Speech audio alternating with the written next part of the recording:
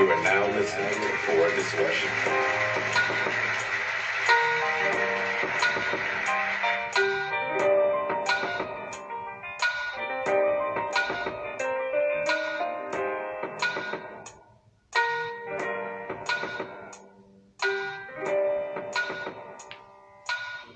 You are now listening to For Discussion.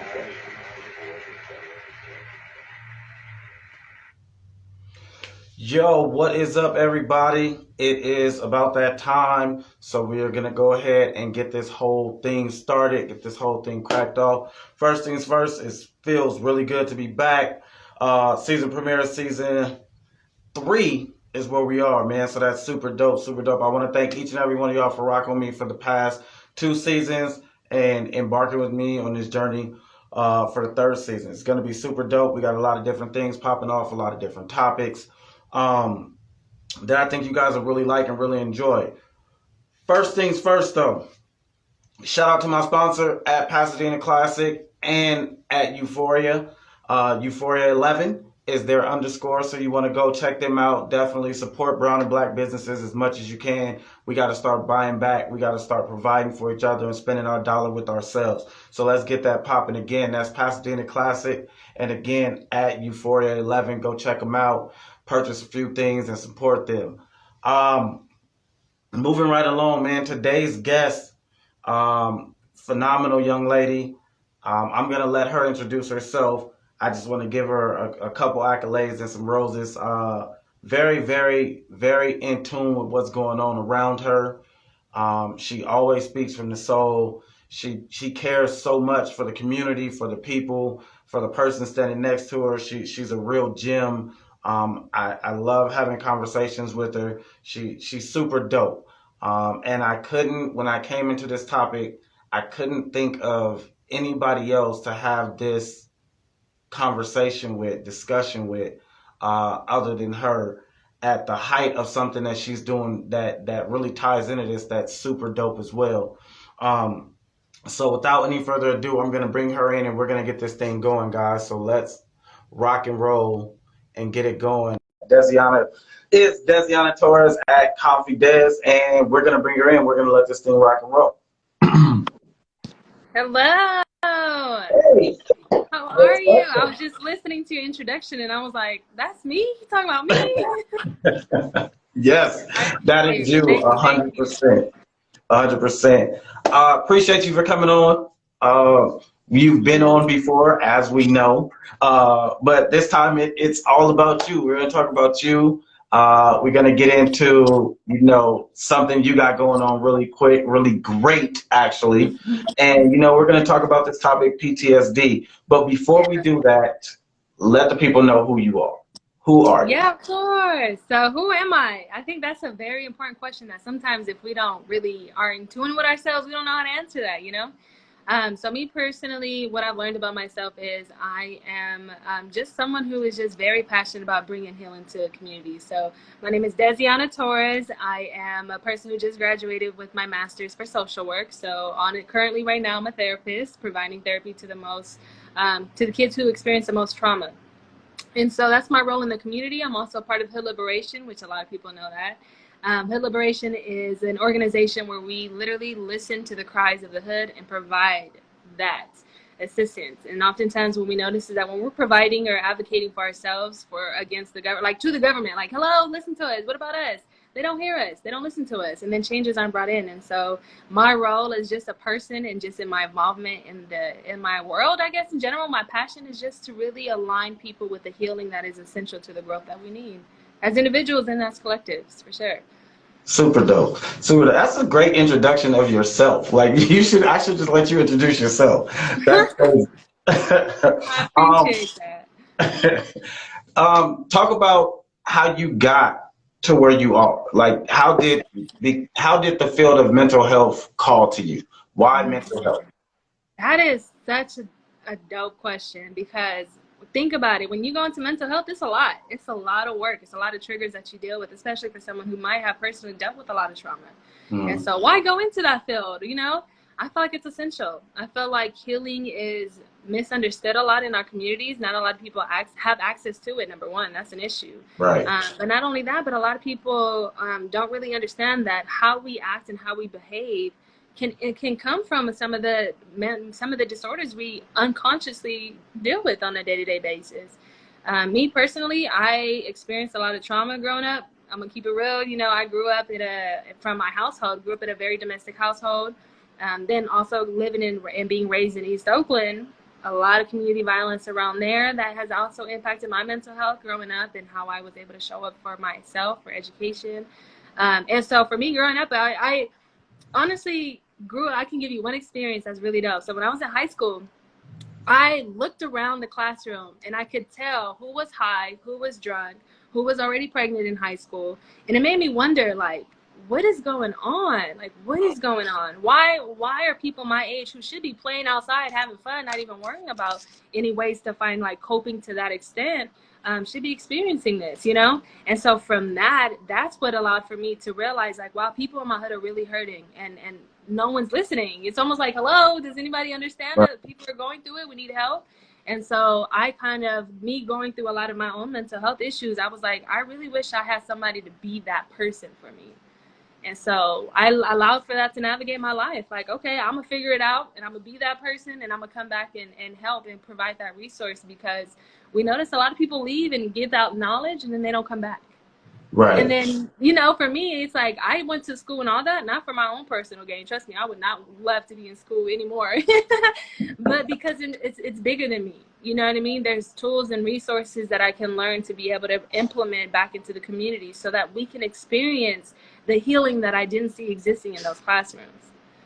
Absolutely. Everybody, if you're a fan of the platform, you know me. You know I don't go get the people who sit, you know, with the glasses and they gonna talk to you and throw a bunch of big words at you. I'm gonna go get somebody who looks like you, who talks like you, who acts like you, who experienced the same thing that you have. And that's why it was important for me to reach out to Des and really have her not only come on this platform and talk about this particular topic, but also her age, in her age group, and understanding the big picture of mental health. Because let's be honest, mental health, the actual, hey, we got to heal ourselves, really started picking up over the last 2 to 3 years. You know, people weren't even identifying it. You know, they're like, oh, he's just crazy. You know what I mean?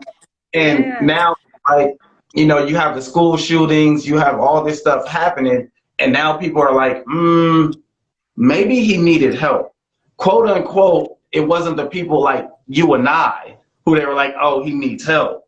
But, you know, then people that look like you and I started saying, hey, maybe we need help too. And we started looking into that. And, you know, shout out to some of the celebrities who really took that on and kind of advocated for that and got that on. And shout out to you for being young, but understanding, hey, there's nobody to speak for me about this. So I'm going to go educate myself and then speak for everybody else, which is super, super dope.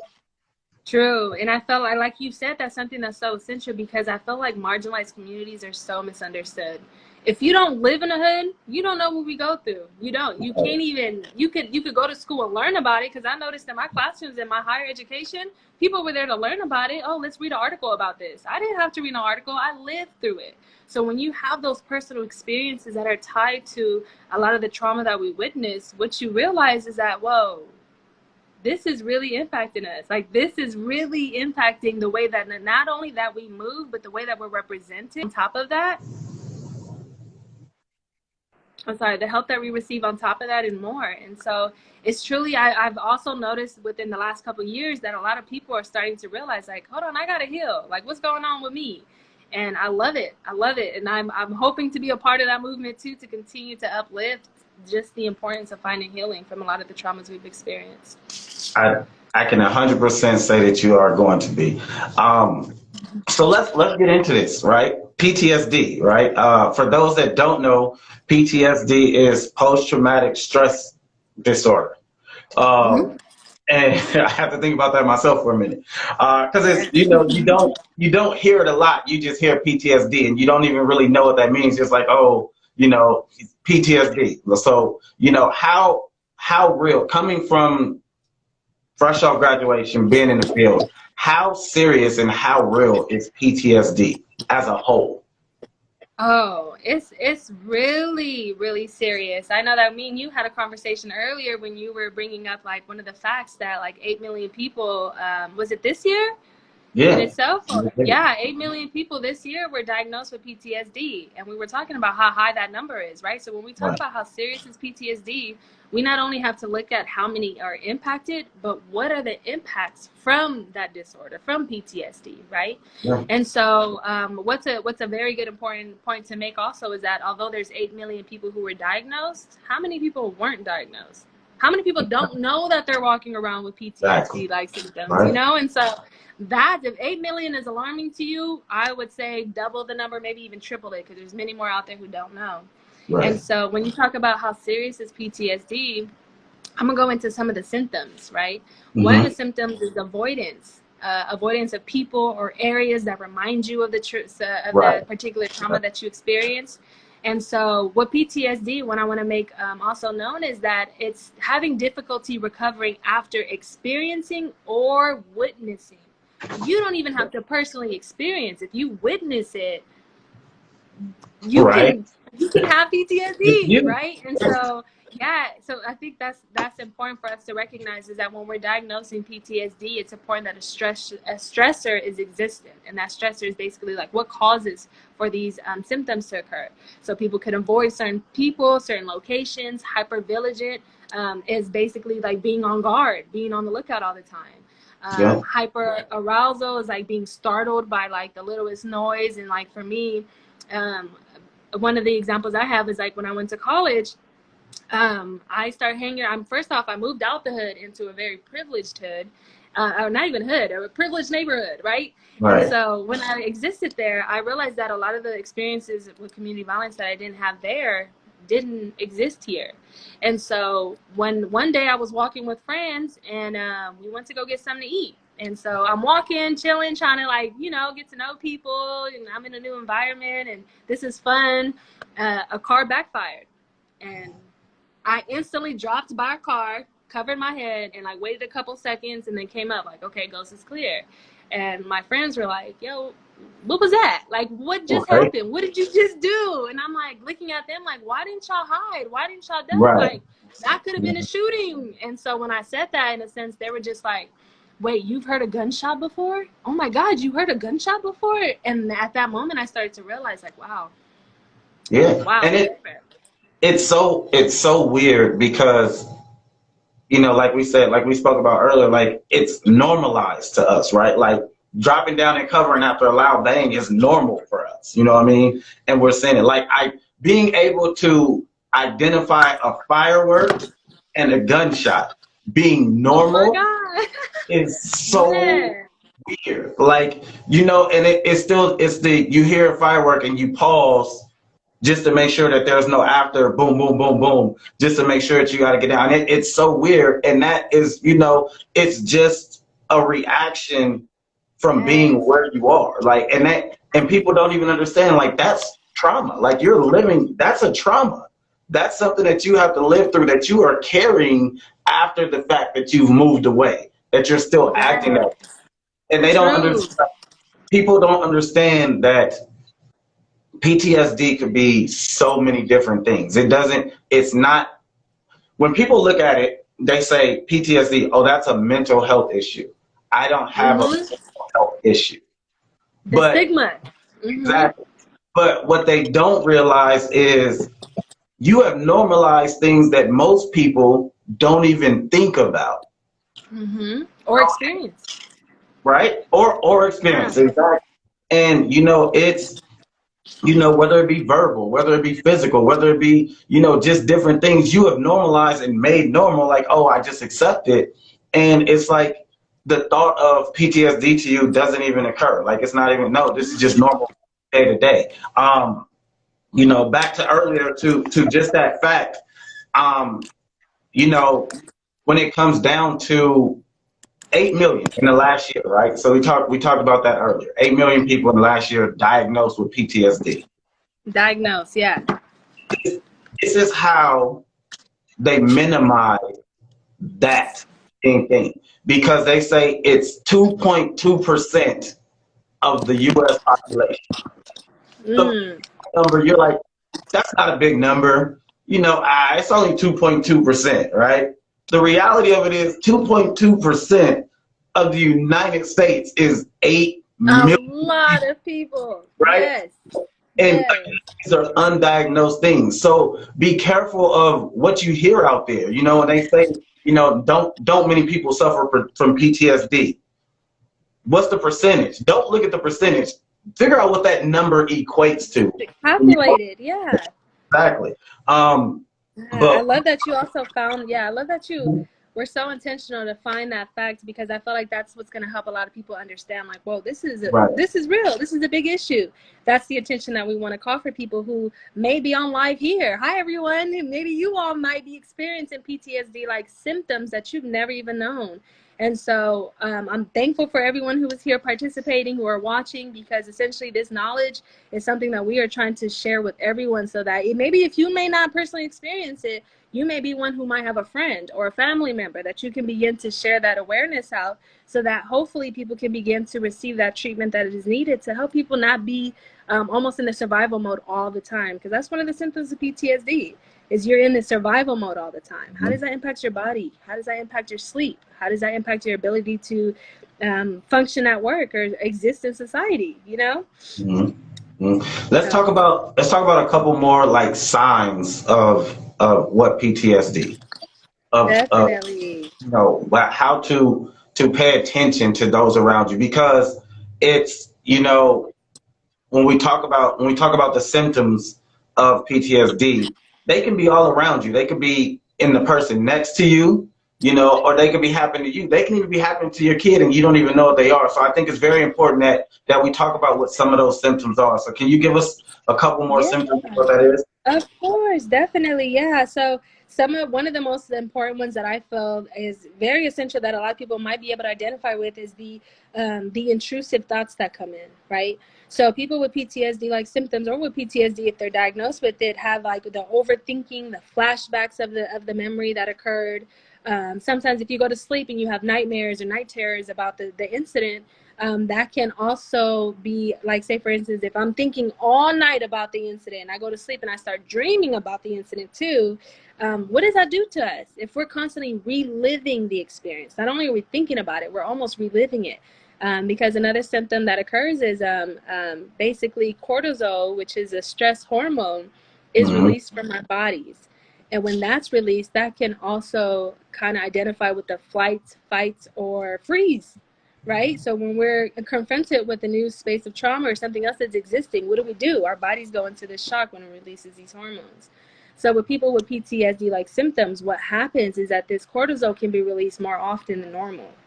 And when it's released more often than normal, you're almost living in a very like survival mode, kind of like just being able to like not be able to function as much as you would like to function, maybe not being as motivated as you want to be motivated, because PTSD also has depressive like symptoms as well that can occur. And so the two actually kind of tie hand in hand. Like I know that depressive symptoms, people with PTSD are 50%, or like almost half of people diagnosed with PTSD can experience depressive like symptoms. Mm-hmm. And so that's very important as well. And so something that also can relate as a sign or symptoms of it is the coping skills that people use, and healthy coping skills. And we all know people from the hood. We all know how we be coping with stuff. So let's go there, Everybody Marijuana, smoke weed marijuana sometimes. and alcohol is not always a coping mechanism. Okay, It's not, not. not No, always it's a coping not. mechanism. No, and oftentimes, I mean, some people say sometimes it helps calm them, which is true, but sometimes with PTSD, you can have anxiety-like symptoms too, which means you're constantly like in those intrusive thoughts, or in fear, or worrying what's going on, or if something's going to occur to you again. And so those coping strategies actually worsen the symptoms. So if somebody with PTSD is with PTSD like symptoms or with diagnosis of it, if they're already almost in a sense of paranoia where they're looking around, they're almost like in a sense of like always aware of their surroundings. Yep. If they engage in unhealthy like coping strategies that involve like some substances, it might enhance some of those feelings. So if you were paranoid before, some people might notice like, whoa, if I'm paranoid before when I smoke weed, I'm actually more paranoid now, or Right. more involved in those thoughts, you know? And so those are some of the symptoms that people can begin to reflect upon if it's associated. Now, the most important part, it has to be associated with a stressor. Because people Right. can have these symptoms in general, and it just be, you know, they're able to function in the world. Now, PTSD, you have to have a traumatic event that happened that you witnessed or that you experienced.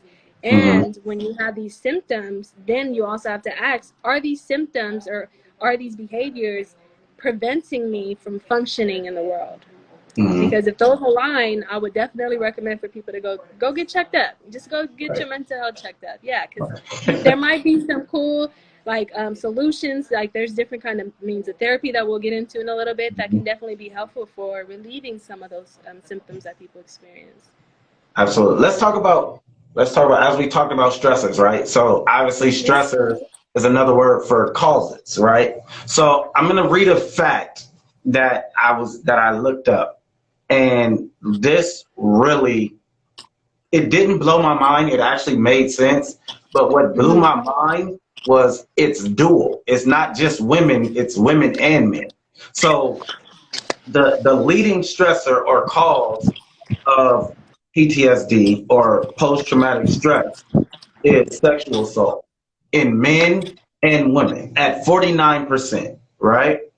Another is severe physical assault, again at 32% between men and women. Serious accident, a shooting and a stabbing at 16.8 and 15.4, the unexpected death of a loved one. And that's big in our community. That's a really big one, right? And percent. So you look at those 5 things, right? And in those 5 things, it says almost 5.3% of adult human beings, I'm just talking adults, experience one of these 5 things in their lifetime, right? So if you look at that number, right? Like we've all gone through things, and this is identifiable. This is what they've been able to like put down on paper, right? And I'm talking to us, right? I'm talking to us, to my people right now, okay? We have all gone through death. We have all seen shootings. We've all seen stabbings, right? We might know someone who's been sexually abused or sexually assaulted. You know, we might know somebody who's been beat up really, really, really bad. Think about that. That person is going through something that they're not even talking about. No. Because in our community, you don't talk about it. You just move on and it becomes normalized. So imagine how much bigger that number really is if it becomes a thing to really start talking about, hey, when I was younger, this happened to me, and because of it, I act such and such and such and such and such and such way, right? But again, there's that stigma that if you say you have PTSD or you think something's wrong with you, you know, people are writing you off. They want to call you crazy and things like that. True. That's so real. That's so real. Absolutely. So when we talk about like PTSD in sexual assault, right? Yeah. And I want you to touch this, but this is one of the things that I found out is the main coping thing for PTSD with sexual assault is a toxic relationship. That makes so much sense. But the other part of that stat was they don't even know they're in a toxic relationship. So talk about that. How does that work? Yeah, so basically, I love that you brought up different reasons and causes for PTSD. So when it comes to sexual abuse, particularly, especially if it occurred at a younger age, right? What we learned is that you have to be 6 or older to be considered, for the diagnosis. Mm-hmm. Anybody with the age of 6 and under don't qualify yet because their developmental issues that they don't even, sometimes if a kid under 6 went through and experienced sexual assault, they won't even know that that's the experience, that was something that bad that occurred, because they still haven't really figured out the ways of, their brain is still developing. So how that can impact someone, especially who are 6 and under or 6 and over too, is that when, especially, like, I'm gonna go for a woman, for instance, if a woman experiences sexual assault at a young age, also, depending on how lengthy it could be too, that experience that she had could normalize the experience of what she seeks in the world. Right? Right. It could be the only thing that she knows, the only thing that she's ever experienced. And so oftentimes what we realize is that a lot of people do end up being in toxic relationships without even knowing that it's toxic, for the simple fact that it reminds them of home. And when I Mm-hmm. say home, I'm not talking about a home that you go and you live in, but an Mm-hmm. experience that you normalize within yourself because of maybe the uncertainty that you didn't know. The outside factors could be different for many people, right? Mm-hmm. And so oftentimes that could be one of the reasons that lead up to that. People just seek what is familiar to them, because Mm-hmm. a lot of I people don't want, like what's different and so right. I'm not saying that they would openly and consciously go into this relationship. It's often done unconsciously, and But I so will through say this. reflection. I will Yeah. say this. And One Bad Creation just pointed this out. That is something that is not like encouraged, glamorized right now, is a Yeah. toxic relationship. So Yeah. if you suffer from this, or you have PTSD from, sexual abuse or whatever it is, and being in a toxic relationship is not recognizable to you, but it's being glamorized and glorified, like, oh yeah, I want to be with so and so because he act crazy, or I want to be with her because she busts windows of cars and all. Like, yo, you're right at home. And again, like you said, not at home where you go to sleep. You're at home in here. Like, I'm good. This is where I'm supposed to be. So I definitely wanted to point that out. That was a comment that was made, because they're right. It is being glamorized, and it shouldn't be. Um, No, it shouldn't. Yeah. that's really scary. True. And another thing to add on to that before we move on from that discussion is that I also have friends who experience sexual assault who are like, I want a man to choke me and pull my hair and do all these aggressive things that they've experienced in those traumatic experiences. Mm-hmm. And so oftentimes I used to be like, wait, what? Like, okay, I understand, some people like it rough. I'm not, but to what extent is it healthy? To what extent, where does that tie connect to? And so Right. I challenge many women who are maybe on here on live, if you are someone who likes to engage in certain experiences that reminds you of that trauma, definitely, I would say, speak to someone about it. Mm-hmm. Explore that a little more. Try to see because our behaviors and our experiences they do impact the way we think, which impacts the way we behave. I definitely would say, sis, if you wondering why you still in that relationship, or bro, you wondering why you still in that Yeah. relationship, take a deep look back, and then figure out a way to get out of that. I definitely encourage you Sure. to get away from that. Nobody should be in a toxic relationship ever, No. ever. Not No. healthy for anybody, and then especially if there's kids involved, as we will get into down the road, it's definitely not healthy for them at all. Not at Um, all. Yeah. going into, and this one to me should have been a bigger one, but it's not. It's actually the least on the list. Is the Hmm. unexpected death of a loved one, Yeah. and that. Yeah. I wonder how they were able to classify that, because I question if the death, how did the person die? Right, Because if it's just unexpected in a sense of like car accident or something like that, it is traumatic in a sense. But if you witnessed it and it was due to gun violence, and that's right. something we witness in the hood all the time, are those impacts different? And Hmm. so, yeah, I definitely do believe, because there are many different causes of PTSD, such as like gun violence, murder, domestic violence is one as well, sexual assault, rape. war, but there's even some that are not as intense as those, in a sense of where it's personal, but more so like natural disasters. A natural disaster can cause people to have PTSD as well, or a car accident. Car accidents can also, anything that's triggering or traumatic that can impact someone is a triggering experience for sure. Absolutely. And then I want to say this, as we are still in a pandemic, and it's ever changing every day, right?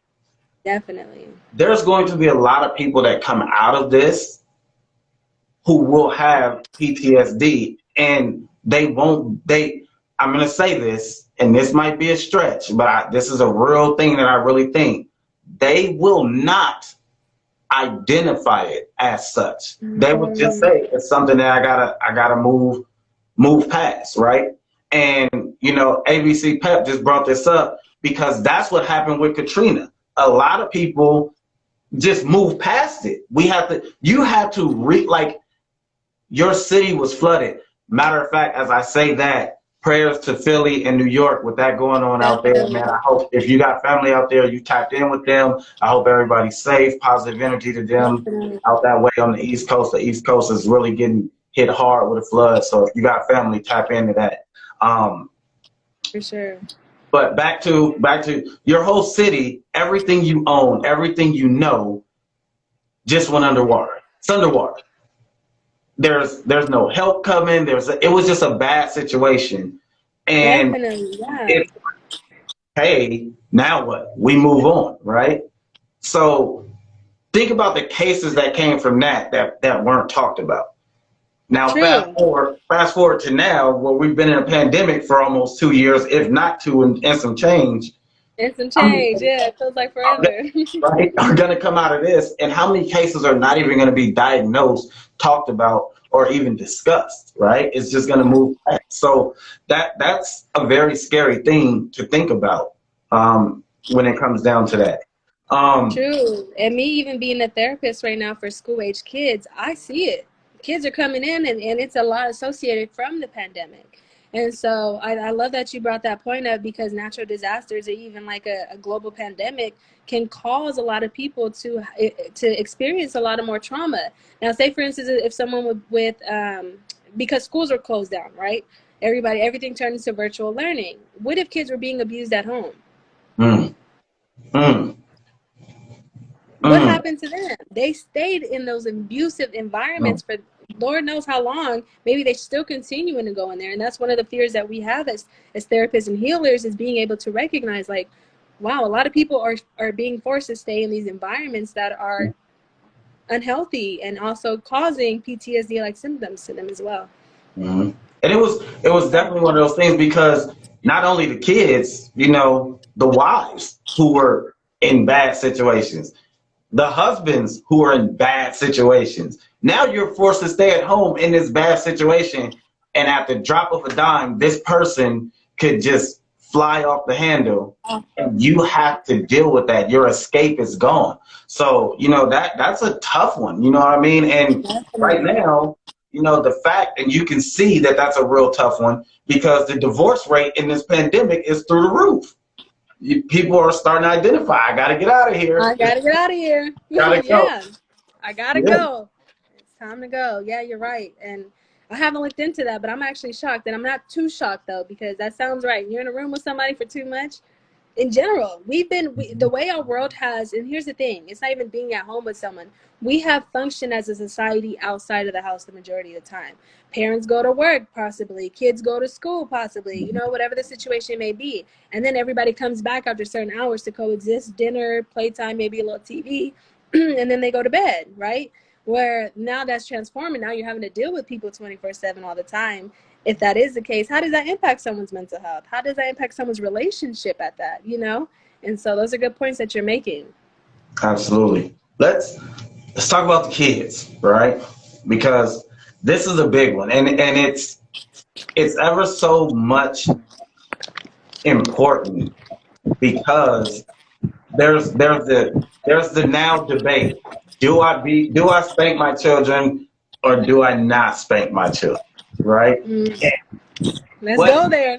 right? What does whipping my child do later down the road, and what Yes, does that's not the whipping question my to ask. child do later down the road? And this has become a real debate, right? And Yeah, I will definitely. say, I got my ass whooped when I was young, I for sure right? got my ass whooped too. I'm right there Right? with you. Um, I Yeah, like to think I turned out fine, but hey, it's stuff in there, that I think, and it replicates itself because those yeah, lessons you learn, you try to instill in your child, who is a total different being from who you yeah. are and how you take it and how you took it when you were young, and True. it's so different. So talk to me about the research that is coming from, the development of do I spank my child or do I not? And how does it True. PTSD for my child later down the road? True. It can definitely help alter some of those PTSD-like symptoms for sure. Because I also, like you, I grew up getting my ass whipped too. Like that was just a normal experience that I had. My mom picked up the hanger or whatever was in the way, right? Right. And so, with that being said, the only thing I learned from the experience is how to fear my mom, Yeah.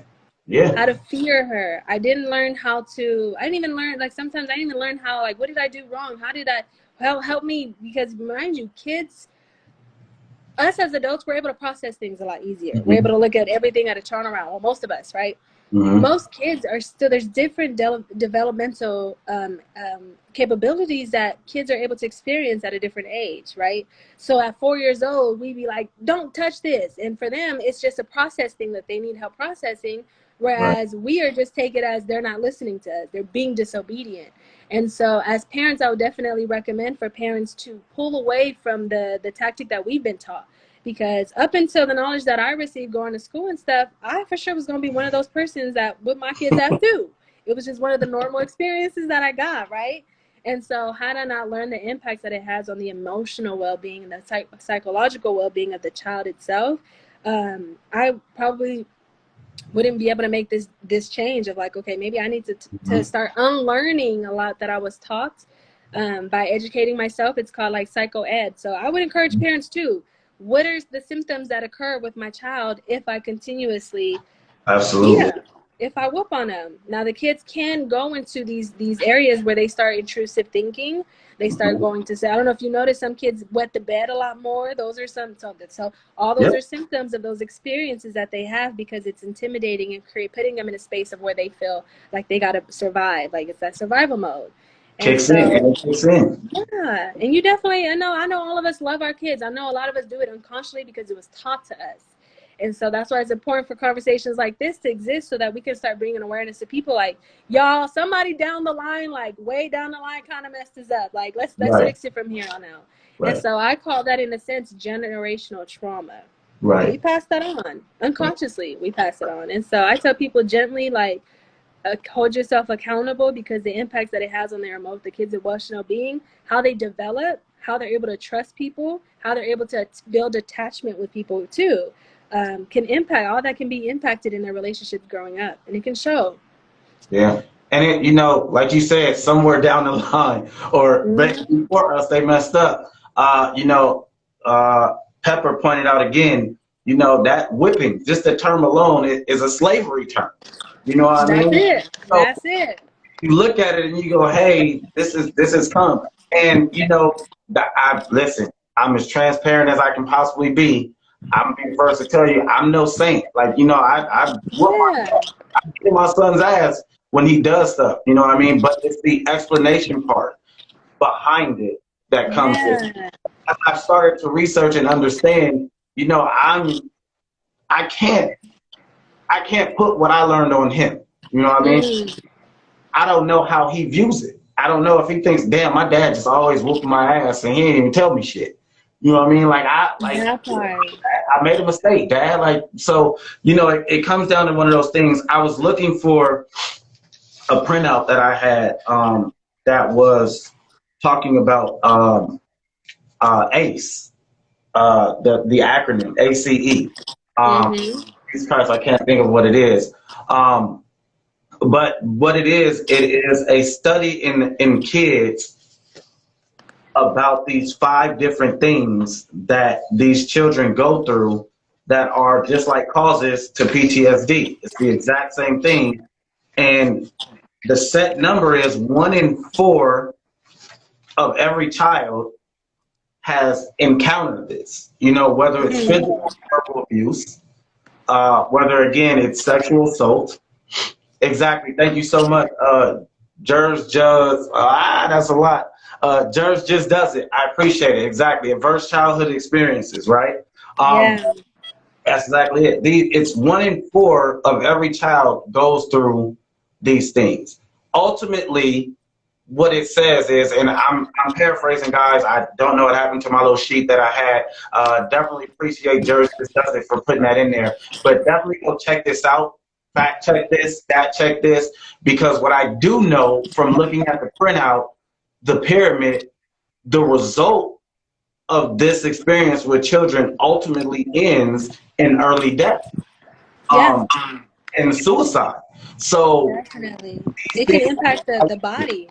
yeah, these things all tie into it. True. So I love that you brought that up, because the experiences can include anything like physical, emotional abuse. It could be something like neglect, even receiving neglect from family. And what that does is the more ACEs, so like ACEs, the acronym you're using, the more a child experiences, the more likely he or she will be able to suffer a lot more with their body. So some of it might even cause like heart disease. Some of it might cause like poor academic achievement. Some of it might occur for substance abuse to occur as well. Like you were kind of mentioning a little earlier, there's these certain causes that can come from these experiences that are not only experienced but are dealt with. Because you can have those experiences and then have healing occur, or some kind of intervention that is in place to be able to conquer or help accomplish what some of those symptoms are, to reverse some of the impacts that it has. And so the reason why they say that it connects to the body is because different hormones are released in different experiences. And so, like we said, if someone's constantly reliving one traumatic event, if someone's constantly reliving it as if it just happened over and over again, that could definitely impact the way your heartbeat is going. Your heart may be racing faster. Your muscles might be more tense. And they said that even after those experiences, it takes about 2 weeks to come down to a place where you're like, okay, 2 weeks. And then it can reoccur from another trigger, if triggered again. Wow, that's crazy. So it's when as you get older, right? And you're not at my age yet, but as you get older, I'm in there. you think about the things, right? You think about the bullies and all of that stuff that was going on in high school, or grade school or whatever, right? Yeah. And you at that age you're not correlating this with disorder, as PTSD, but the aggression of one kid towards another kid is the kid basically acting out because they don't know how to cope with what's going on, right? And the same symptoms that adults show, kids show. You see a kid who has been full of energy all the time, and now all of a sudden this kid is hoodie on in the back. Their affect changes. Keeping his distance, you know what I'm saying? And that's because not socializing. Exactly. These are symptoms that in this day and age we put a title on it. It's called goth. And it's like, where did we get that from? You know what I mean? Like I understand a fashion trend, but if your kid goes from wearing yellow to wearing black and painting his nails, you might want to look into that a little bit. You know what I mean? And make sure it's just a fashion trend and that there's not something really wrong, or that you don't know or you haven't picked up on. Because again, suicide rate amongst children is through the roof. And this is pre-pandemic. This isn't even in the pandemic. This is pre-pandemic. So those things are definitely something to look into. My question to you is, as a minority, why do you think that PTSD is so high in the community. Oh, Outside of outside of what we think we know, as far as the shooting and everything else. But why do you think even now with everybody, being advocates for it and talking about it and hey, get a therapist because that's the cool thing now. Make sure you go into therapy. Um, why is PTSD still so high in the community and it's not something that people are seeking out help for? people don't know they have it. They're so normalized to the experiences that they experience out in marginalized communities in the hoods that they don't think they need it. People, like for instance, I could speak highly on myself. Me growing up with experiencing drive-by shootings, me experiencing robberies at like me being robbed at gunpoint, like that's a traumatic experience. Mm, And so these different experiences that we realize that happen and occur in the hoods, a lot of people think it's normal. So why would someone who thinks it's normal think they need help? right. So how You do don't we? think anything's wrong with you. So that could be one of the that could be one of the reasons why. I mean, I'm sure that everyone is. So here's the thing: the beautifulness about our society is people are impacted. People are different. How they react is different, and so there could be different causes. But I definitely can understand that one is being that. If someone is telling me that I got symptoms that I don't got symptoms for, it's my normal, it's everything that I've ever lived in. Like we said, normal. It's our home. I won't think I need to go out and receive any kind of assistance or any kind of help because I don't think I need it. Now, another thing could be stigma. Mm-hmm. Stigma around the idea of even talking to a therapist. Every time you tell somebody from the hood, go talk to a therapist, what they gonna say? I'm not gonna sit there and talk to somebody so they could just sit there and be like, and how does that make you feel? That's that's the stigma that people have when it comes to being able to associate with a lot of people for mental health, right? A lot of it too is, I'm not even gonna lie, I'm gonna take it there. I'm gonna be 100% honest. And me being in the field, oppression does exist in these fields too. Maybe you're experiencing therapy from someone who who don't look like you, who ain't never been through it like you, who can never understand it to the level that you do, right? Mm-hmm. And so sometimes what I learned is that kind of pulls people away from wanting to even go that route. I don't even want to go talk to people who don't even know what I got to deal with. They don't even know what I'm going through. Why would I explain all myself to them? And so what's important for us to be able to realize is we got to challenge ourselves sometimes to be like, you know what, maybe they don't know it, but maybe they know something that might be able to help me in it. Mm-hmm. That's Mm-hmm. what's important for us to recognize. But I definitely think it's high because a lot of people don't think that they struggle with it. Had they have or seen the importance of it, they would be out seeking therapy, or finding some kind of coping skills to be able to healthy coping skills to be able to assist them in the midst of it. Absolutely. And I think all three of those are spot on, right? And I think stigma and oppression, the last two are definitely the main two, right? And they go hand in hand, right? So I have a problem. I tell you I have a problem. You tell me that I should see a therapist. My first reaction is, I'm not going to a therapist. And why would I go to a therapist? He don't know nothing about what I'm living through, right? That part. This is why, and again, I say this, you and several other people that I know that look like me, that grew up like me, are important. Yeah. Because when people start identifying and seeing themselves in the people that they're going to talk to, Talk. Mm-hmm. the discussion is different. Maybe Yeah. this person can help. It's not the typical, guy, the glasses on and the tie, and he's got his notebook and he's writing. Yeah, this already, just clothing already disassociates. I come in Exactly. sometimes, especially if I'm working with kids, I wear like my Nickelodeon shirt or something that's relatable. I try not too much to dress professional, not because I don't associate with it. I personally can't connect with it, but I know people can connect to me with it.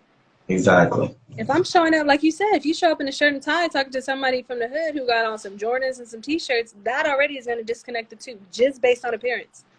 Exactly. So that's Talk to me. spot on. Mm-hmm. Talk to me about some healthy coping skills. Man, I love that you said that. Some healthy, and I got some coming out in my book too. At the end, I have like resources and reflections and stuff for people. So healthy coping skills, especially around this topic of PTSD, a lot of it tends to be mindfulness activities. So you can also go, if you speak to someone who like has like go to like a mental health specialist or someone like who can actually like say like, yes, you have diagnosed you with PTSD. They can do they have different kind of interventions that are like CBT or trauma informed care or something that regards with trauma. What I find is important that really, really helped me personally was being able to reevaluate the trauma and build a different perspective around it. You know what I mean? Building that sense of resiliency around it. Because what we tend to do, and that can look like journaling, being able to confront certain of those, because what you said is that some of us go through it and we don't talk about it. No one talks about it. I call it the shit no one talks about, but everyone goes through. Why don't we talk about it? Why don't we host those conversations? And so another way that people can begin to heal is joining support groups or finding a support group where you could safely share the experiences that you went through. Because oftentimes what I notice is that, like, for instance, me growing up, when I used to try to confront people in my household about some of the traumas that I was experiencing, that conversation didn't go nowhere. You know what I mean? And that's what we're often are confronted with. But sometimes a lot of people just don't have the knowledge or the awareness that is needed to help us get there. So I would say find a support group, find a safe space where you are able to advocate for yourself in some of these experiences. If a lot of people don't trust people to share this information just yet, I encourage people, get a journal that you can hide somewhere in your room that you don't want nobody to see, and be as vulnerable and as open as you can in that. I always tell people, set the mood, light a candle, play some music, and then confront certain parts of those traumas. For me, instantly, it took me going through my phone gallery and finding different pictures of me that I was at certain ages when I experienced a certain amount of trauma. And what I would do with those pictures is I would look at it, and then I would just start whatever came to my mind, whatever trigger that was that came up, let me write about it. How did this impact me? And if I cry writing it out, I'm releasing that. Right? Because what the issue is that we see in our hood is everybody is maintaining this stuff in their hearts and their souls and their bodies, and it's not meant for us to be keeping like that. And that's what's impacting us, right? And so I always tell people also, another coping strategy that people can do is any kind of mindfulness activity. So that looks like deep breathing exercises, being able to tune. So people with PTSD like symptoms, your heart beats fast, your muscles tense, and you may be in a state of where you're triggered. So how can we come down from that to bring our bodies back to being present in the moment, right? And so mindfulness activities, breathing activities. And so for people who don't know even how to deep breathe, I'd say there's so many activities on YouTube. I would say there's one called shape breathing. Okay. There's one called, shape breathing is one where it's a shape that comes up, you breathe in, and then it comes down, and then you breathe out. And it just teaches you to associate the breathing, right? Oftentimes, people with PTSD, breathing activities can be triggering. So I just want to throw that out there. Sometimes and I don't know if anybody else can relate with this, but sometimes when we're in moments of silence, that could be triggering. Yep. Being in a silent environment could be like, wait, something's going to happen. It's too quiet. I don't know what's going on. And so if you're at that place where you recognize that, it's okay. Pull away from that for a little bit. I would definitely recommend going to see a mental health specialist to kind of further assess for that, because that might be PTSD already right there. If you're constantly, triggered in a sense of silence, where silence is supposed to be peace, right?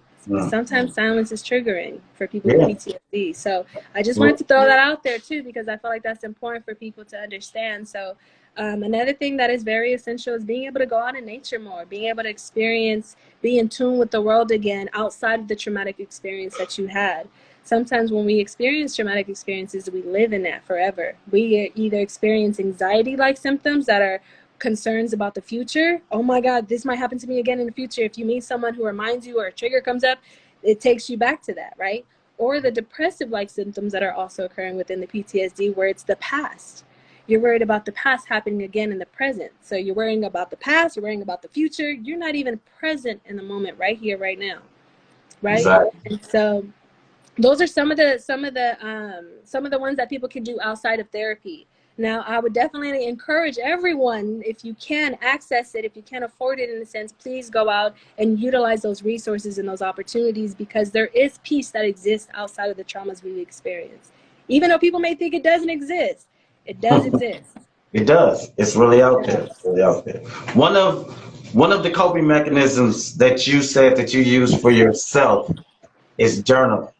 That is a perfect way to segue into a major accomplishment for you that helped you, as we spoke about earlier, with some of the things that you struggle with, you know, in your own personal life as far as trauma. And that is your new book, The Becoming of Her. So talk to me about how this book came to be. Talk to me about how we got to The Becoming of Her. Definitely. And I appreciate the introduction and the platform to be able to speak on this. The Becoming of Her came from, number one, remember I said I've always wanted to be the person to share and be like, yo, you can go through this and still get here. You can go through so many hardships in life and still be able to make it a place of where you want to be and how you want to feel and the kind of person that you want to identify with, right? And so I've always wanted to do that. And in a sense, I always journaled ever since I was like 14, 15 years old. My mother handed me a journal when she started healing herself and was like, here, because my mother talking about stuff in the household, I mentioned that before. Sometimes it's uncomfortable. No one's ever talked about it, so we don't know how to engage in those awkward conversations. And so mom handed me this journal. All I remember doing is I'd wake up in the morning feeling insecure or whatever I was feeling, depressed and angry, and I would just write about it. I feel this way today, and I feel this way. And after I would release that thought no longer existed in my head for those moments or for a couple hours. I released it. So that's the thing about what my book was, is my book was a way for me to be able to create something for people like us, that it's not a book about big vocabulary words and explain something that we can't understand or comprehend, but it's almost me showing up as myself to be very vulnerable, to say, these are the experiences of the traumas that I personally experienced growing up in my household. I started as early as childhood. Let's talk about it. These are my traumas that I've experienced. Okay, relationships. Now, if I grew up in a family household that domestic violence occurred, that for sure impacted the way I existed in relationships, right? And so what my book does is it talks about and challenges these different, or it allowed me to confront a lot of these traumas. And then also included in the book are writing reflections. Because if I'm talking about it, you're thinking about it. Something came up for you. Let's talk about it. So I leave spaces of pages for people to be able to have these questions where they're able to begin the process of tackling and confronting these traumas. Because that's stage one of being able to find healing. That's dope. Yeah. Sure. And so, and through the use of my book, towards the end, what I do is I create resources for people, kind of like what I shared here, but more detailed to be able. So I talk about journaling, but I have step to step. This is how you do it. Here goes some prompts you can look up. Here goes some this you can look up. Another thing is podcasts. So a lot of times we listen to music that don't really do much for us, but then allows for us to shake our ass and that's it. You know what I mean? But what if we switch listening to music on the way to work to putting on a podcast about maybe PTSD like symptoms? Let me start to think about this. Let me reflect on this more. That creates more room. The more knowledge that we associate ourselves with, the more room for opportunity we have to begin to act on that knowledge. Now, people with knowledge, they have it, but if you're not acting on it, there's no difference being made. You're almost keeping yourself in that same spot, right? And so what the book does is to aim at, hey, everybody, look at my life. I had a fucked up ass life growing up, and I still was able to accomplish a lot that I accomplished today through the use of this. And so almost a sense of validating, my goal is to validate the struggle, because we don't get that. We don't get that validation. So let me validate some of the struggles that we have. And so if it's okay, I would love to read a couple poems based on the subjects that we was talking about. Okay, perfect. And so I have one called Joy Stealer. Okay, let's hear it. And it says, ever had someone bring up a good memory of y'all in the past? Perhaps as kids, maybe in a pool on a hot summer day, or at a park when you got your favorite ice creams. Memories that seem so fun and unforgettable, yet you can't recall. The memory for you doesn't exist, so you continue with a fake nod. Oh yeah, I remember, but you don't.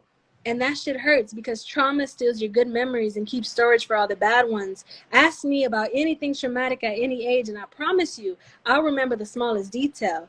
Because joy doesn't live in me. I have to fight every day to feel it, and many others do too, because you see, trauma steals joy. It's one of the things it can do. So, that's deep. Yo, that's deep, because everybody in this live and everybody who will be in this live or see this later will definitely relate to that one incident where it's like, oh yeah, I remember that, and they have no recollection of that whatsoever. because there was something else filling that void. So that's That's it. super dope. That wow. Yeah. That's That's it, because yeah, that like you said, it's important because even PTSD like symptoms, they can impact your memory. Somebody can, like my sister, for instance, she's always like, remember when we were kids and we do this and remember, and I'm like, what? You talking about a whole other kid? I don't even remember that. What? We did that? What? And that's, to this day, sometimes it occurs for me because my memory has been so impacted by all the traumatic experiences that I do share in the book that impacted the way that I was able to exist today. Remember, I'm always in the past. I'm always in the future. I'm never present, at least when I was experiencing these symptoms. Another poem I have is called Street Smart. Okay. And this one is talking about when we were, remember I said my college experience? So this one is highlighting that one. It says, new college friends, we walk to get something to eat. In the hot sun, I find myself struggling to adjust to the heat. We're getting to know each other before I heard the loud shots ring. Instantly ducked besides this red BMW, waiting a couple seconds before I got up to check. Then instantly, I hit reality as the friends I met didn't even flinch. Hey, are you okay? They looked at me in confusion. My bad, I thought that shit was a gunshot. I replied without hesitation. Why would you think that? You've heard a gunshot before? And in this moment, I realized why people with privilege never understood us. Because they didn't understand the reality we face daily. Because their streets were safer. So my PTSD-like symptoms were unknown to those who I was supposed to depend on. And while this is true, I still thought one final thing that night. If that was a drive-by shooting, I'd be the only one with the survival skills to stay alive. Yo, there's in that small poem, there is so much to unpack, right? And not just unpack, there's so much education in just that small poem, right? As you know, the ending of it, right? I realized that if that had been a drive-by shooting, I would have been the only survivor left, because this is unknown, because this is survival. Yeah. We're taught to survive. True. Outside of our neighborhood, they're taught to exist. It's a different. That's it. Yeah, just exist. So it's you know what I mean? Even from the beginning, you know, trying to get to know people, as I realize that I can't even fathom the thought, right, of who I really am, so they know who I am, right? That's, this book is gonna be amazing. I'm excited to read it. When does it drop? When does the book drop? Yeah, so let me share the details of that too. So I'm releasing the pre-sale link this Saturday. So on the 4th, I'm releasing it on my IG page. So those who buy, so there's 2 different links that are going to be released. One on the 4th, one on the 25th. So if you're purchasing the pre-sale from me, you're getting a signed copy. That's how intentional I am. I want people who want to be able to have some message or anything that they want on there, it's there, or just having my signature on it, because I feel like that personalizes it. I want people to have that personal touch, right? So if you're buying through me, through that link, it'll be available on the 4th for the pre-sale. Now, if you're buying through, I'm also releasing the book on Amazon. And so that's going to create more access for people to access it differently too. So if you wanted to purchase through Amazon, that link would be available on the 25th.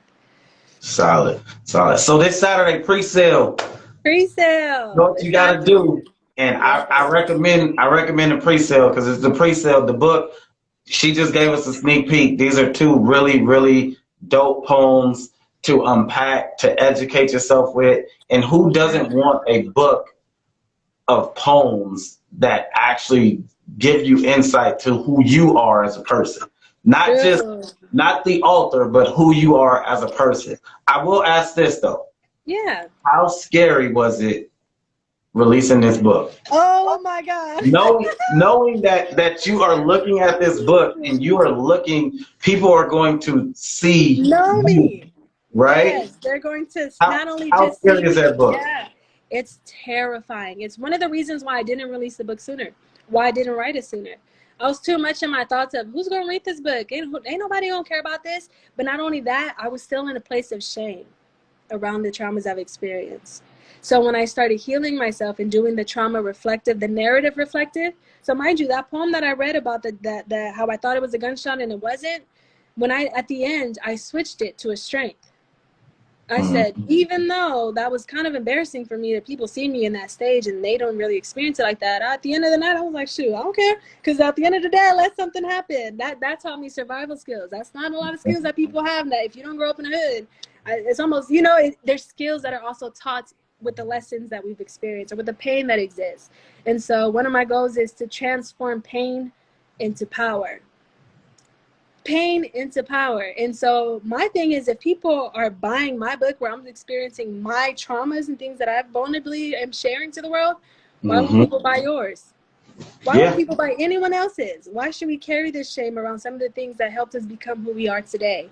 And so that's one of the goals that I hope my book is able to do, is get people to confront their traumas in a creative way. You're not reading this and being sucked up too much, because some of the poems are funny, some of them are good, some of them are great reminders about some of the childhoods we experienced. And so in a sense, it's a great balance, in my opinion, being able to balance trauma constructed in a way that allows people to tackle their own, and then offer healing tips at the end. Now my part 2 book that's coming out soon after, that book is going to be structured around the whole healing journey.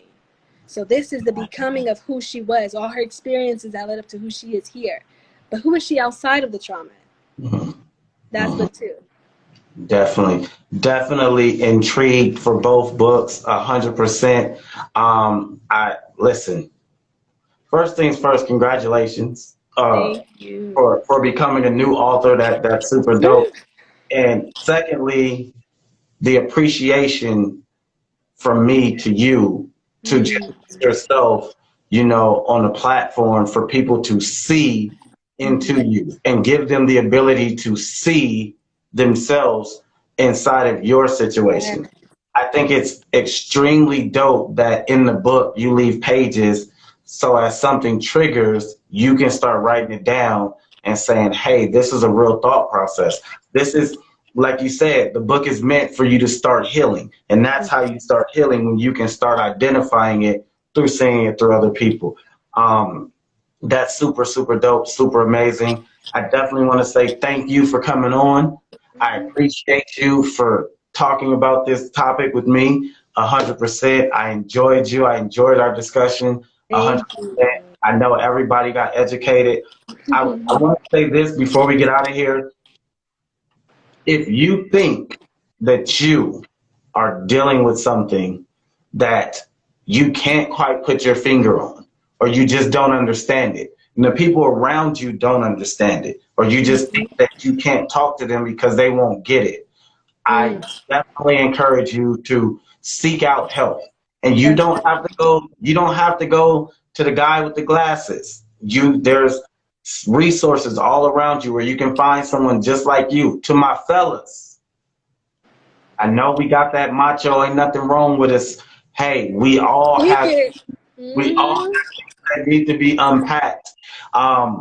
Please go find that. Look at the resources. There's gems dropping here for you to look up. There's, you know, her is at Comfy Des. If you feel that this is not the right setting, but you want more information, please reach out.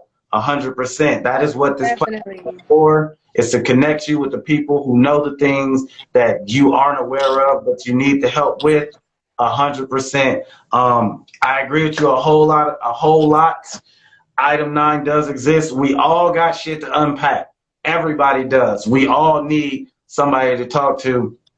Des, you're an amazing being. You're an amazing person.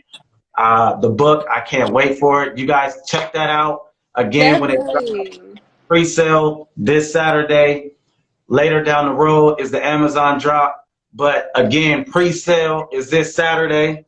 So make sure you get with her. Go check her page out. Find that link to get that book, The Becoming of Her. And yo, shout out to my sponsor, both who are in the building. Pasadena Classic at Euphoria 11. Please support brown and black businesses. Spend those dollars for people that look like us. Let's start building our community $1 at a time, one quarter at a time. Whatever it is, one product at a time. Build your own so they can't take it from you. 100%. I That part. appreciate you. I appreciate all y'all watching. I appreciate everybody that will watch later. Tune in this Saturday as we will have the lovely Miss Alana Holland as we will tackle depression. I'm pretty sure PTSD will come up in that too. It for sure will. It for sure will, because they do Absolutely, coexist. guys. Tune in. I appreciate you. As always, peace, love. I'm out. We'll talk soon. Des, appreciate you. Love you, sister. Love you too. Thank you so much again for the platform and for the ability to Got just it. kind of just share things that we need. It's important. You got it. Love. Y'all have a good night. We out. Bye. Bye.